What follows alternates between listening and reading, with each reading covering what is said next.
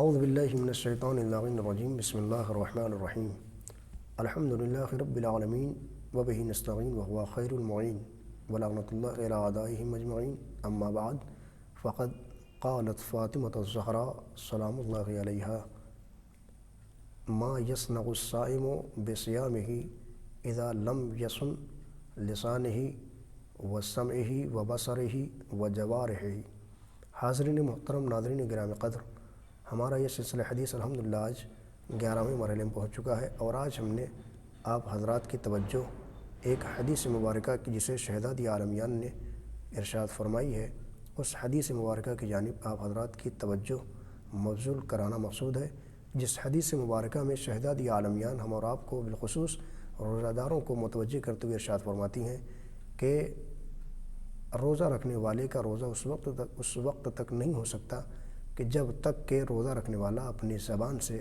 اپنی سماعت سے اور اپنی بصارت اور اپنے اعضاء و جوارح سے بھی روزہ نہ رکھتا ہو۔ یعنی اس کا مطلب یہ ہوا کہ روزہ دار کے لیے ضروری ہے کہ اس کی زبان بھی روزے سے ہو، اس کی سماعت بھی روزے سے ہو، اس کی بصارت بھی روزے سے ہو، اور اس کے اعضاء و جوارح بھی روزے سے ہوں۔ یعنی ہر ایک اس کے بدن کا حصہ روزے سے ہونا چاہیے۔ زبان سے روزے کا مطلب یہ ہوا کہ انسان اپنی زبان سے غلط بیانی نہ کرتا ہو، غیبت نہ کرتا ہو، برائی نہ کرتا ہو، غالم گلوچ نہ کرتا ہو، اور کسی کے ساتھ فحش کلامی نہ کرتا ہو۔ اور اس کے بعد سماعت کا روزہ کیا ہے؟ سماعت کا روزہ یہ ہے کہ انسان اپنے کانوں سے بری چیزوں کو نہ سنتا ہو، مثلا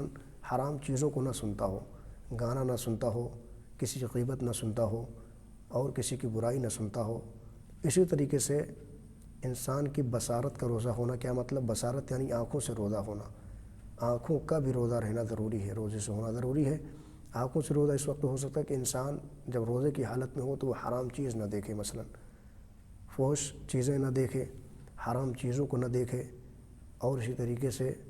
کسی غلط جگہ نگاہ نہ ڈالے، بالخصوص حرام جو چیزیں شریعت میں ہیں ان چیزوں پر نگاہ نہ ڈالے جان بوجھ کر۔ اگر کسی کی ایک مرتبہ نگاہ پڑ جائے تو ایک مرتبہ میں حرام نہیں ہے، لیکن دوبارہ پھر توجہ کی نگاہ سے دیکھنا کوئی ایسی چیز جو شریعت میں حرام ہے، خاص طور سے اس کو پھر دوبارہ دیکھنا، یہ حرام کہلائے گا۔ تو ان چیزوں سے بھی بچنا ہے تاکہ آپ کی بصارت کا روزہ ہو جائے۔ اس کے علاوہ اعضاء و جوارح کا روزہ، یعنی کہ آپ کے جتنے بھی اعضاء جسمانی ہیں، چاہے وہ پاؤں ہوں، چاہے وہ دل ہو، چاہے وہ دماغ ہو، چاہے وہ اور دوسرے اعضاء و جوارح جو بھی آپ سوچ سکتے ہیں، ان ساری چیزوں کا روزے سے ہونا ضروری ہے۔ اس لیے کہ تبھی صائم ہوتا ہے۔ روزہ رکھنے والے کو روزہ رکھنے والا کہا جاتا ہے کہ جب وہ ان ساری چیزوں کو خداوند عالم کا پیروکار، خداوند عالم کا مطیع و فرمانبردار بنا کے رکھے۔ جب اس طریقے سے آپ روزہ رکھیں گے تو یہ 100% اور 100% یہ یقین سے کہا جا سکتا ہے کہ ہمارا وہ روزہ خداوند عالم کی بارگاہ میں قابل قبول ہوگا۔ کیوں؟ اس لیے کہ شہداد عالمیان نے ہم سب کو متوجہ اس لیے فرمایا ہے کہ روزہ تب تک روزہ نہیں ہوتا جب تک انسان ان ساری چیزوں کا خیال رکھتے ہوئے روزہ نہ رکھے۔ اور اگر کوئی ایسا ہو جاتا ہے کہ روزے کی حالت میں ہو اور اس کے بعد گالم گلوچ سے بات کرتا ہو، غلط چیزیں بھی دیکھتا ہو اور غلط چیزیں سنتا بھی ہو، مثلا غیبتیں سنتا ہے، غیبتیں کرتا ہے، یا اور دوسرے مثلا غلط کام کرتا ہے، تو ایسے صورت میں یہ کہا جا سکتا ہے کہ اس انسان کا روزہ، جسے کہا جائے کہ قابل قبول نہیں ہوگا